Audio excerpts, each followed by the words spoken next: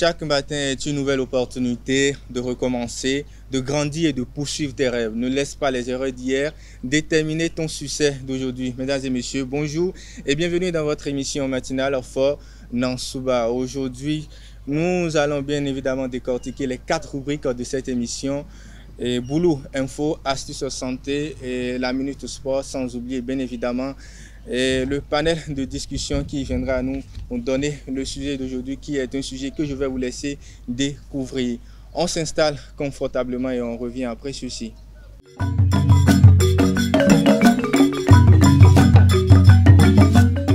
De retour sur ce plateau de Fort Nansouba, on va commencer cette émission bien évidemment avec la partie information qui sera présentée par Elisabeth Elidadia qui est déjà là, toute rayonnante. Bonjour Elisabeth.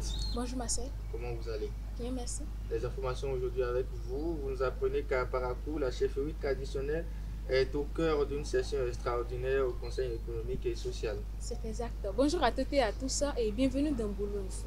Le jeudi 19 juin 2025, Parakou a accueilli la toute première session extraordinaire du Conseil économique et social dans le Bob. Les rois et chefs traditionnels y ont été informés sur la loi portant cadre de la chefferie traditionnelle au Bénin, ses principes, catégories et rôles dans la République. À l'issue de la rencontre, les participants ont salué l'initiative et se sont engagés à vulgariser la loi, notamment en la traduisant dans les langues nationales. L'humoriste béninois géant mondial réunira ce dimanche 29 juin plus de 250 femmes Wama et Otamari du grand marché de Natitengu autour du mouvement Team Nati pour promouvoir la paix et le vivre ensemble. Cette initiative, qui fait suite à une première phase réussie à Kouaba, vise à renforcer la cohésion entre ces deux ethnies sœurs. Pour l'artiste, il s'agit d'un engagement personnel en faveur de la paix dans le Nord Bénin. Depuis quelque temps, une initiative artistique et culturelle retient l'attention des femmes passionnées d'art au Bénin, le VAP-A. Après une première édition jugée prometteuse, l'événement revient avec une deuxième édition encore plus ambitieuse. Pour en savoir plus, suivez Osé Adamassou, le promoteur du village des Amazones photographes d'Afrique, au micro de Elvik Mbetao. VAPA, c'est un projet d'envergure internationale destiné uniquement pour la gente féminine, pour les photographes d'ici et d'ailleurs, pour célébrer les talents et valoriser les femmes photographes en Afrique, plus précisément ici au Bénin. Pour la deuxième édition, nous sommes actuellement à la phase de l'appel à candidature et nous avons lancé l'appel à candidature le 10 mai et qui est parti pour 2 mois. Actuellement, je pense qu'il doit nous rester quelques jours parce que le deadline des appels à candidature, c'est le 9 juillet. Donc, il reste juste quelques jours pour clôturer l'appel à candidature. Et pour cette édition, nous avons un thème que nous avons appelé importance des jeux dans l'éducation des enfants. Importance des jeux dans l'éducation des enfants. L'éducation d'un enfant, ça commence par la femme. Et dès que l'éducation d'un enfant est ratée, tout de suite, l'avenir de cet enfant est raté. Alors pour nous, en choisissant ce thème cette année, nous avons comme objectif 0 enfant dans les rues pour éviter les koulouna, pour éviter pour éviter les virus en Côte d'Ivoire, pour ne citer que ceux-là. Et déjà, dès que l'enfant et les parents sont en symbiose, harmonie déjà à la maison et que l'éducation de l'enfant est assurée et que le devoir de l'enfant est assuré et que l'enfant a son droit, je pense que nous allons éviter tout ce que nous voyons aujourd'hui sur les réseaux sociaux. Et nous, en ce moment-là, notre objectif 0 enfant dans les rues, ça serait atteint.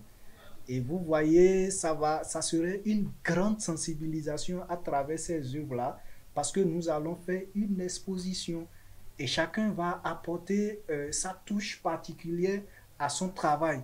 Et ce n'est pas uniquement au Bénin. elles vont venir d'un peu partout dans l'Afrique. Nous ne vivons pas forcément les mêmes choses, mais nous sommes toujours dans l'Afrique. Vous voyez? Oui. Et donc, si quelqu'un vient du Burkina, si quelqu'un vient du Mali, si quelqu'un vient du Togo, nous aurons des différentes sortes d'œuvres, d'artistes avec de différentes descriptions, avec de différentes innovations.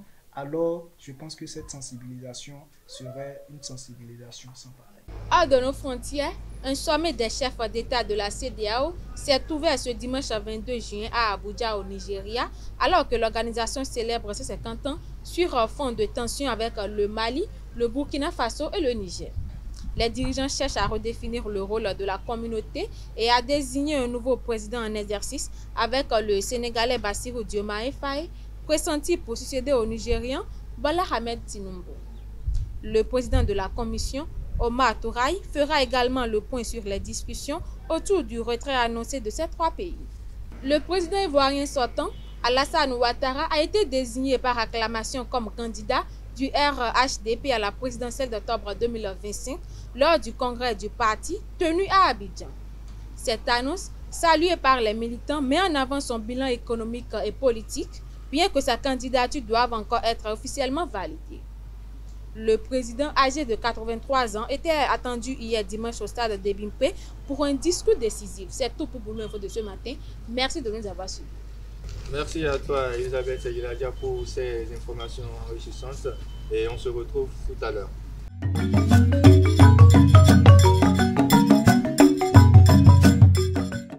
L'homme sport Mouhidine Lawani est déjà là sur notre plateau matinal de Fon en Souba pour nous donner quelques informations sportives aujourd'hui. Mouhidine Lawani, bonjour. Bonjour Marcel Poti. Comment vous allez? Je vais très bien. On est matin, la fraîcheur, vous gérez très bien par rapport. Bon, on est habitué, puisque voilà, on est dans la zone nord du Bénin.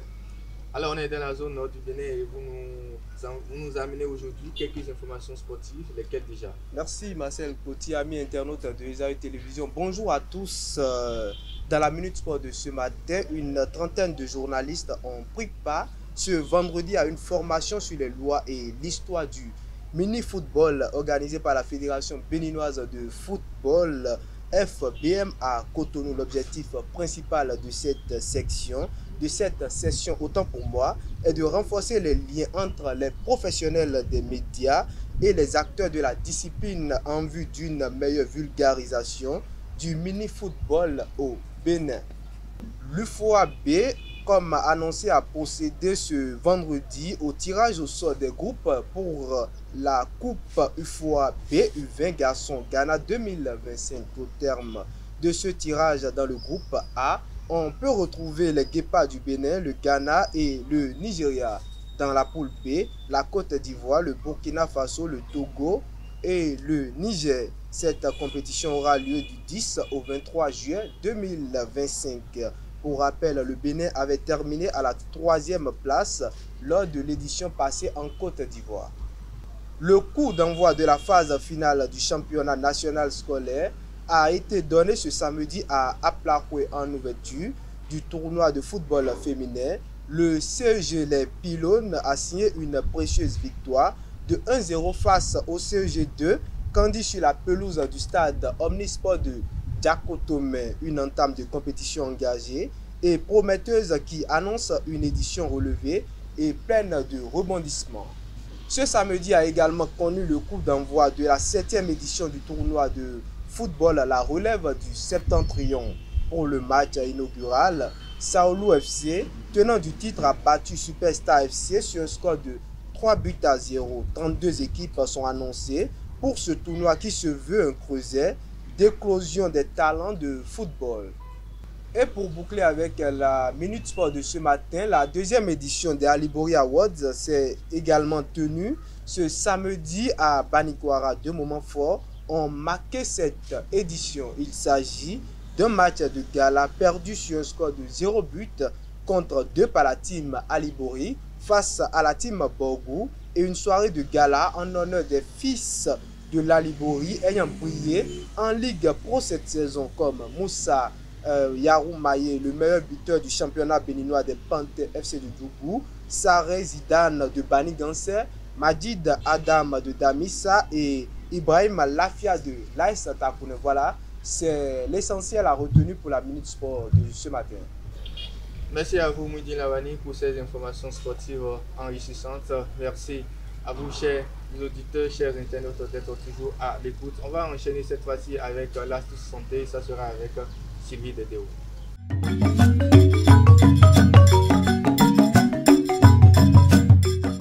Astuce santé d'aujourd'hui avec Sylvie Dedeo. Soulager sa douleur avec de la musique, sa musique préférée. Sylvie Dedeo, bonjour. Monsieur Marcel, bonjour. Aujourd'hui, vous nous parlez de la musique qui pourrait soulager sa douleur dans l'astuce santé. Exactement. Amis internautes de EZAE Télévision, bonjour à toutes et à tous et bienvenue dans l'astuce santé. Écouter ces morceaux de musique préférés peut réduire significativement la perception de la douleur. Une étude menée par des chercheurs de l'université McGill au Canada confirme la musique agit comme un analgésique naturel en modulant l'activité du cerveau liée à la douleur. Voici l'étude. Nombre de participants, 63 volontaires. Méthode, une douleur légère, chaleur équivalente à une tasse de café brûlante est administrée. Conditions testées. Silence, musique relaxante, musique préférée et combinaison des deux. Évaluation. Chaque participant a noté son niveau de douleur de 0 à 100 après chaque condition. Les résultats. Jusqu'à 15% de réduction de la douleur avec la musique. La musique préférée réduit en moyenne 10 points de plus la douleur par rapport à une musique relaxante. La musique nostalgique qui évoque des souvenirs et des émotions douces amères est la plus efficace. Les musiques les plus bénéfiques. 4 grands types de morceaux ressortent comme étant les plus analgésiques. Numéro 1, stimulant. Numéro 2, calmant. Numéro 3, joyeux. Et numéro 4, nostalgique ou douce amère. Application thérapeutique. Pour maximiser les effets antidouleurs, on peut recommander aux patients d'apporter une musique personnelle émotionnellement marquante, surtout nostalgique. Cette stratégie non médicamenteuse pourrait compléter les traitements de la douleur dans les hôpitaux ou à domicile. En résumé, écouter sa musique préférée peut soulager naturellement la douleur jusqu'à 15% selon une étude canadienne. Une approche simple, accessible et sans effet secondaire qui pourrait compléter les soins classiques. C'est tout pour l'astuce santé de ce matin. Merci de m'avoir suivi. À très bientôt. Merci également à toi, Sylvie Dedeo, pour l'astuce santé d'aujourd'hui. Je vais donc commencer par écouter mes musiques préférées. Exactement. Pour être en bonne santé. Alors, merci à vous. Cette fois-ci, on va recevoir, et bien évidemment, Elvic Ngbetoro dans l'artiste du jour aujourd'hui, Mac HM2 ou Mac AM2, artiste, compositeur, chanteur et comédien. On va entendre parler de lui avec Elvic Ngbetoro et c'est dans l'artiste du jour.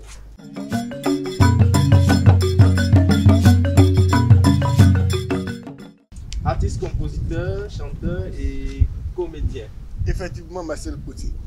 Chers internautes des EZAE Télévision, bonjour. Né le 29 décembre 1997 à Abomey et originaire de cette même ville, Mac Ezakpo est un artiste, compositeur, chanteur et comédien. Il se définit comme un homme d'art. Adolescent, sa vie sera basculée suite au décès prématuré de sa mère. Il n'avait que 15 ans et devint un aventurier. Il fit donc ses études primaires et secondaires dans la commune de Glazoué. Avec le baccalauréat en poche en 2016, il poursuit ses études universitaires à la faculté des lettres modernes de Barakou. Un parcours assez typique du fait de sa bonne conduite et de ses bonnes notes. Il commence ses premiers pas dans la musique en tant qu'instrumentiste dans son église. C'est en 2014 qu'il mettra pied dans un studio pour la toute première fois. Pour lui, le décès de sa mère en 2012 a été un élément déclencheur dans sa vie d'artiste. Son nom d'artiste est Mac HM au carré, le fils radical. Le jeune artiste est auteur de plus d'une dizaine de sons qui abordent des faits de société, de Dieu et même d'amour. À travers son rythme afro-décalé et afro-trap, il fait bouger plus d'un avec sa musique. C'est tout pour l'artiste du jour. C'est tout pour l'artiste du jour. Elvic Ngbetoro, vous restez là avec nous pour le panel de discussion tout à l'heure qui sera autour d'une thématique très intéressante. Doit-on toujours espérer une enveloppe après avoir invité quelqu'un à une quelconque fête qu'on a organisée? Et on va prendre une petite pause avant de revenir sur ce panel de discussion d'Enfants Nansouba.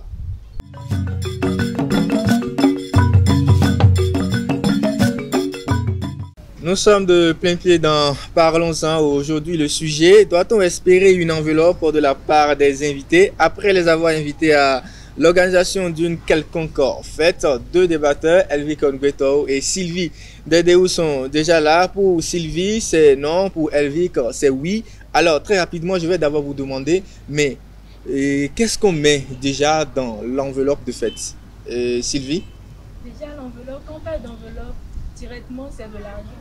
Parce que l'enveloppe, par exemple, ne veut pas contenir directement un cadeau. Donc, la plupart du temps, c'est de l'argent. Vous êtes d'accord avec elle? Oui, je suis d'accord avec elle. L'enveloppe, c'est très souvent de l'argent. Alors, quand on parle du fait que pour organiser une fête, il faut de l'argent, pourquoi espérer forcément que celui qui vient à ta fête t'apporte une enveloppe?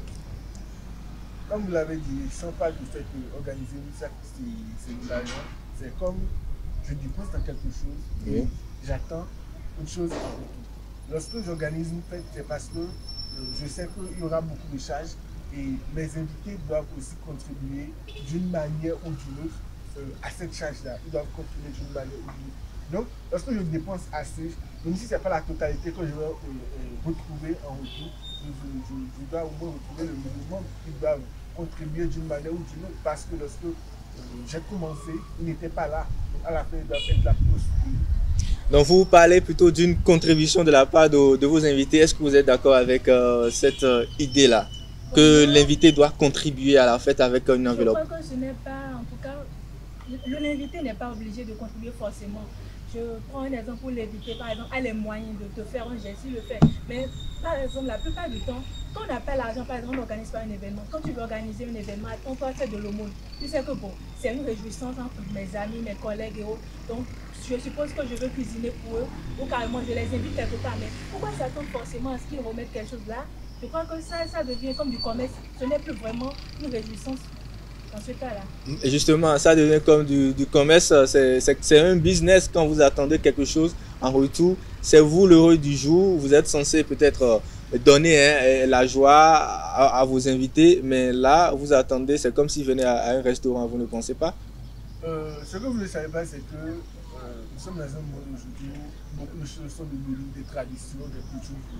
Donner d'enveloppe financière ou ce que vous voulez sur un événement lors d'une célébration. C'est devenu une tradition en Afrique parce que nos parents le faisaient avant et d'une manière ou d'une autre, nous aussi, on a continué cela, on a évolué avec cela. Vous allez voir souvent il y a des mariages, aujourd'hui nous savons tous, lorsqu'on t'invite à un mariage, tu dois donner un cadeau. Tu dois donner un cadeau. Vous allez voir certaines personnes vont mettre sur la carte d'invitation que enveloppe exigée. Mais pas obligatoire. Ils ne veulent pas de cadeaux, ils ne veulent pas vos casseroles que vous donnez tout le temps, ils ne veulent pas palette, quoi. Non, ils veulent de l'argent. Nous sommes dans un monde qui a évolué où on ne veut pas forcément des choses en nature, on veut du finance. Donc, c'est de la tradition, c'est une tradition de donner des enveloppes lorsqu'on se rend sur des événements, lorsqu'on se rend sur des fêtes. C'est vrai que, et c'est mon jour, c'est vrai que c'est malheureux toujours, je dois me réjouir avec les autres, mais à quoi ça sert de me réjouir? À quoi ça sert d'être heureux avec les autres si à la fin je dois rester dans les dettes? Si à la fin je vais commencer par payer des gens sur eux, on va commencer à m'appeler, tu veux payer quand tu payes. À quoi ça sert? Mais une tradition. Une seule. Oui. Déjà, je crois que pourquoi vouloir organiser un événement et faire un prêt? Je suppose que c'est un mariage. Par exemple, si tu n'as pas les moyens de te marier, d'organiser un mariage, en tout cas quelque chose de grandiose, mais tu attends d'abord bien, tu organises quelque chose avec juste la petite famille et vous savez que bon, vous êtes entre vous là. Mais pourquoi organiser quelque chose de grand si vous n'avez pas réellement les moyens au fait? Je crois que c'est là le véritable problème. Parce que les gens, par exemple, ils veulent faire montrer, genre, la vie de lui, c'est un peu du matu vu quoi. Donc, on veut organiser quelque chose de grand pour montrer à tout le monde que bon, on a les moyens. Alors qu'au fond, mais il y a des gens qui sont divorcés qui continuent de payer les dettes de leur mariage alors qu'ils ne sont même plus ensemble. Je ne vois pas pourquoi c'est vraiment important de le faire quoi. Ce que vous ne savez pas, c'est que, comme je l'ai dit, le monde a évolué et la société attend des choses de nous. La société attend beaucoup de choses de nous. Même si tu n'as pas les moyens, on s'efforce de faire le minimum qu'on a. Et le minimum, c'est que tu es obligé de passer par certaines personnes avant de le faire. Tu ne veux pas te lever du jour au lendemain, c'est pour organiser quelque chose de toi seul. Tu vas dire que je vais le faire jusqu'à la fin sans que personne vienne apporter son aide. Non, on a forcément besoin de quelqu'un quelque part et en fin de compte, tu es redevable à cette personne. En fin de compte, tu dois retourner l'appareil à la personne d'une manière ou d'une autre. C'est pas qu'on doit forcément faire à nos moyens, tu peux à tes moyens. Oui, retourner, Elvi, quand je ne vous arrête pas, en fin de compte, tu dois retourner l'appareil et lorsque cette personne-là n'organise pas quelque chose. Retourner l'appareil lorsque la personne n'organise pas, c'est pas que on dit que lorsque j'ai organisé aujourd'hui, je dois m'attendre à ce que demain la personne organise. Non, c'est pas quelque chose qui se fait dans un bref délai, non, c'est quelque chose à long terme en quelque sorte. C'est dans peut-être 2 ans, 5 ans, 10 ans, qui sait. Mais ça revient d'une manière de tu dois retenir l'appareil à la personne, c'est pas quelque chose qui se fait sur le coup. Oui, mais je voudrais vous demander à vous deux, est-ce que vous ne pensez pas que ce geste relève de la générosité, de l'accueil que nous avons en Afrique? C'est un geste généreux dans le cas où la personne décide volontairement de vous donner une enveloppe, mais dans le cas où vous mettez sur la carte enveloppe exigée, c'est comme si vous êtes sélectif. Je suppose que, bon, déjà on dit les doigts de la main n'ont pas la même taille. Donc, je suppose que moi, par exemple, je suis ton ami et tu as un événement. Tu n'es pas obligé. Tu as un événement, quoique je n'ai pas les moyens. À cause de ce que tu as mis sur la carte d'enveloppe exigée, je peux ne pas venir parce que sur le champ, ou bien peut-être à l'instant T, je n'avais pas les moyens. Mais vous pouvez faire cet événement-là sans mettre par exemple enveloppe exigée. Et plus tard, par exemple, quand la personne aura les moyens, tu peux te dire, bon, vu que je n'ai pas pu t'apporter quelque chose lors de ton mariage, par exemple, voici ce que j'ai, en tout cas, à te donner comme cadeau. Je crois que ça doit être volontaire, on ne doit pas forcer quelqu'un à le faire en fait. C'est pas dans tous les cas on dit enveloppe exigée ou que pas. Si vous le constatez dans les funérailles, très souvent, et après avoir enterré la personne décédée, on organise une petite fête. Mais tout le monde vient, mais ils viennent forcément avec des enveloppes, on donne forcément quelque chose. Même si c'est 2000, 5000, 10 000, ça dépend de ce que tu as, on donne forcément quelque chose. La personne n'a pas mis enveloppe et exilé, dans ce cas, la personne n'a pas mis ça. Mais c'est parce que c'est une tradition, c'est parce que c'est la générosité, tu sais que tu dois le faire. Mais tout le monde ne donne pas. Tout le monde ne donne pas, je vous dis, mais tout le monde s'attend à ce que la personne qui organise la fête s'attend à ce qu'on lui donne de l'enveloppe. Est-ce que vous ne pensez pas que c'est un piège d'exiger une enveloppe pour son événement? Comme l'a dit tout à l'heure Sylvie, je peux ne pas venir à votre événement parce que je sais que je n'ai pas d'argent. Là c'est bon, là je sais que tu n'es pas venu me revenir, je sais que là tu n'es pas venu me mettre ta robe devant les autres invités, là tu es resté chez toi, c'est bon. Tu peux m'appeler directement et me dire que je ne peux pas venir à cause de telle chose. Là on se comprend, mais si tu sais que tu veux venir, apporte quelque chose, amène ta contribution. On sait que tu fais partie des bonnes personnes. Donc si je ne suis pas une bonne personne, je ne viens pas à ton événement. En fait, lorsqu'on est dans la société, on doit se comporter comme... Nous ne nous comportons pas comme des extraterrestres, nous ne nous comportons pas comme... Et si on ne connaissait pas les règles de la société, en fait. On sait que c'est les règles, c'est les lois, et on est obligé de se soumettre des fois à ces règles. D'accord, je suis d'accord avec vous. Il y a même un adage qui dit, même dans l'enfant, vous pouvez venir à l'événement là sans forcément donner une enveloppe. Je suppose que le mariage, par exemple, c'est un dimanche, par exemple. Vous venez le vendredi, le samedi, vous aidez avec les tâches, la cuisine, un peu de tout. Et le dimanche, vous venez à l'événement comme tout le monde. C'est une manière d'aider. Vous n'êtes pas obligé de donner l'enveloppe avant de participer à ce mariage-là. Oui, en tout cas, l'argent ne définit pas. Revenons. Est-ce que cette affaire d'argent, cette affaire d'enveloppe, pendant les événements, ça ne revient pas quasiment à du business? Parce que parfois même, on peut remarquer qu'il y a cet aspect-là qu'on appelle l'achat de gâteaux où forcément on doit forcément acheter le gâteau. Quand tu ne mets pas même 1000 francs, 2000, tu es considéré comme c'est pas le pauvre ou celui qui n'a pas contribué à la fête. Vous pouvez l'appeler comme vous voulez, business, ANAC ou... oui, l'ANAC peut-être ça. Vous pouvez l'appeler comme vous voulez, mais je l'ai dit, c'est normal. Mais comment quelqu'un de sensé, quelqu'un qui dit qu'il est responsable, quelqu'un qui a tous ses sens, en place toutes ses facultés, se rend à une fête et n'a pas d'enveloppe sur lui? Mais tu sais à quoi alors? C'est mieux de laisser chez toi. On te considère naturellement comme un poulet, comme un pauvre, comme vous l'avez dit. Ok. J'organise mon anniversaire. Je commande un gâteau de 10 000, de 5 000 comme vous voulez. Et toi, tu viens simplement, c'est juste pour manger, boire, prendre gâteau et rentrer chez toi. Non, tu dois payer gâteau, ça c'est normal. 1000 francs, 500, tout ce que tu veux. Oui. Tu payes le gâteau. Apporte ta contribution. Apporte ta pierre à l'édifice. C'est ça. Mais si vous organisez une fête où vous invitez peut-être 2000 personnes et que vous avez utilisé, je ne sais pas, 500 000, vous vous retrouvez peut-être avec 1 million de bénéfices. Ce n'est pas vous qui avez organisé la fête, c'est peut-être les invités qui ont organisé la fête à votre place. C'est pas... Ou bien Sylvie? Exactement. Parce que je suppose que j'organise une fête, par exemple, et j'attends forcément. Je m'attends à ce que les personnes présentes, par exemple, à l'événement, apportent leur pierre à l'édifice, comme vous le dites. C'est que je suppose que tous ceux qui sont là doivent donner de l'argent forcément. Je prends l'exemple même de gâteau. Un gâteau de 10 000 francs, où il y a 10 personnes qui ne donnent pas peut-être 2 000, ça veut dire 20 000 francs. Ça veut dire que je suis venu commercialiser mon gâteau. C'est mieux, en tout cas, de laisser les personnes choisir demain. Il y a des personnes qui peuvent même te donner des cadeaux qui auront plus de valeur même que l'argent qu'ils vont te donner ce jour-là. Arrêtez de dire qu'il y aura de cadeaux qui aura plus de valeur qu'on voit. C'est comme vous l'avez dit tout à l'heure. Enfant, on dit un truc et je vais traduire en français directement. Et tout commerce, et oui, celui qui fait un commerce attend forcément des bénéfices. Mais c'est en quelque sorte un commerce, si vous voulez l'appeler comme ça. Mais c'est un commerce. Je ne peux pas mettre en place un commerce et un business. D'accord. Et je m'attends à ce que ça c'est cool. Donc, si vos parents viennent à votre anniversaire, par exemple, ils doivent forcément donner une enveloppe. Parce que vous avez dit que c'est la tradition, donc il n'y a pas de déception. On comprend très bien, Evie Kongbeto ou Sylvie Dedéou, on comprend que parfois ça peut porter à polémique d'amener une enveloppe lors de l'organisation d'une fête, que ce soit un anniversaire ou que ce soit une cérémonie d'enterrement et bien d'autres.